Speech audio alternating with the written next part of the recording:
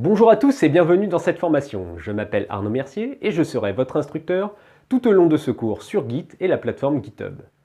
Je suis ingénieur informatique, notamment spécialisé dans les outils tels que Git. J'ai eu, lors de mon parcours professionnel, l'occasion de devenir responsable de l'usine logicielle au sein du groupe Safran. Alors l'usine logicielle, c'est un terme qui regroupe tout simplement un ensemble d'outils qui aident au développement logiciel. Mon objectif était bien entendu de mettre en place et d'administrer cet outil, mais aussi et surtout de former mes collègues à son utilisation. À qui s'adresse ce cours?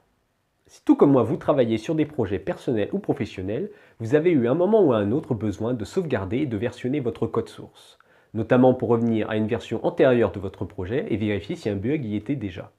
Vous avez sûrement également eu un moment besoin de travailler en équipe sur un projet et donc de partager du code source avec les membres de votre équipe. Si vous vous retrouvez dans l'une de ces situations, c'est que ce cours est fait pour vous. Que vous soyez un grand débutant en gestionnaire de version ou que vous ayez déjà une petite expérience dans l'utilisation de Git, mais que vous avez peur par moment de taper certaines commandes et de perdre vos modifications, ou encore vous vous retrouvez régulièrement bloqué face à certaines autres situations dans Git, alors je vous conseille de suivre les vidéos qui vont suivre. Mon objectif ici est clairement de vous rendre totalement autonome dans l'utilisation de l'outil Git. Qu'allons-nous voir dans cette formation? Nous allons voir ensemble et pas à pas les différentes fonctionnalités offertes par Git et GitHub. Nous allons à ce titre commencer par installer et configurer l'outil Git sur notre machine, puis nous verrons l'utilisation de base de Git, c'est-à-dire enregistrer vos modifications apportées à votre projet directement dans l'historique, puis comment naviguer dans cet historique afin de revenir à une version plus ancienne de votre projet. Une fois que ce sera maîtrisé, nous verrons comment travailler seul ou à plusieurs sur un serveur distant tel que GitHub. Et enfin, nous verrons comment gérer les cas les plus difficiles comme un véritable pro. Je vous promets qu'à l'issue de cette formation, les termes commit, merge ou rebase n'auront plus aucun secret pour vous. Pourquoi choisir cette formation?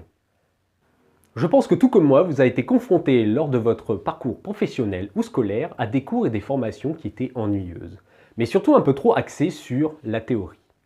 C'est pourquoi dans mon cours, j'aimerais vous proposer 20% de théorie seulement pour 80% de pratique.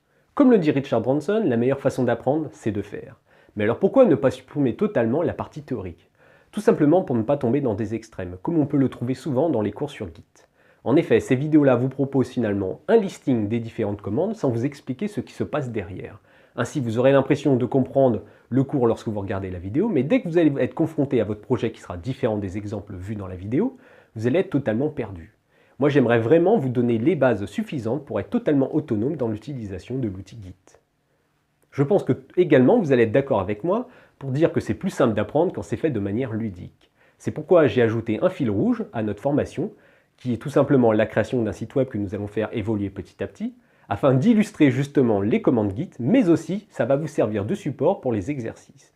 En effet, j'ai découpé cette formation en un ensemble de chapitres qui vont comporter à la fin de chacun d'entre eux un petit exercice qui servira de bilan, mais aussi qui va permettre de valider vos acquis. Un dernier mot pour la fin. Pour finir, je vais vous faire un petit cadeau. Vous trouverez en pièce jointe de cette vidéo un fichier PDF qui regroupe l'ensemble des commandes Git que nous allons voir lors de cette formation, ainsi que quelques schémas qui synthétisent le fonctionnement de Git. Donc si votre objectif c'est seulement de taper 2 ou 3 commandes sans vraiment comprendre son fonctionnement et risquer ainsi donc de perdre vos données, voire même de vous retrouver totalement bloqué face à certaines situations, vous pouvez vous contenter de ce fichier. En revanche, si vous faites partie des personnes qui souhaitent vraiment comprendre comment ça fonctionne Git et surtout comment l'utiliser au mieux, suivez-moi. Ce fichier vous servira alors de support et d'aide-mémoire pour la formation. Passons maintenant aux choses sérieuses. J'ai pris vraiment beaucoup de plaisir à réaliser cette formation et j'espère que vous en aurez tout autant à la suivre. Je vous dis à tout de suite.